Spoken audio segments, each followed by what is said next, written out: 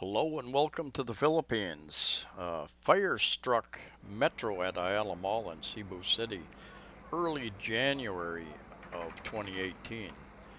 And here we're looking at this is the fire that was going on down there. I walked down there back in January. It's now late September 2018.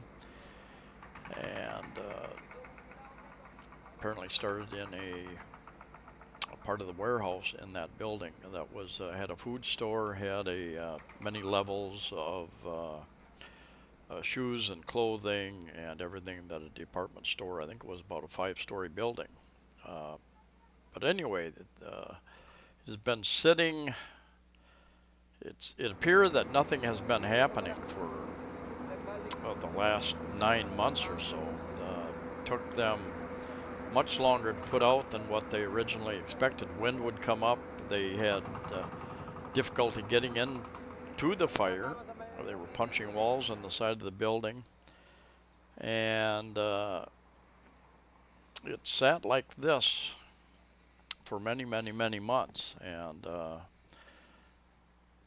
it was the Metro, the food store, was one of my favorite places to shop because they seemed to have a lot of the things that I wanted. And it sat like this for many months. And I went by there the other day, and demolition is now taking place. And I'll show you that here right now. They're finally tearing it down, and I'm sure it will be at least a couple of years before they can rebuild that. They need to tear all that down and haul it away. I don't know if any part of that building is salvageable, the framework. I suspect that it is not.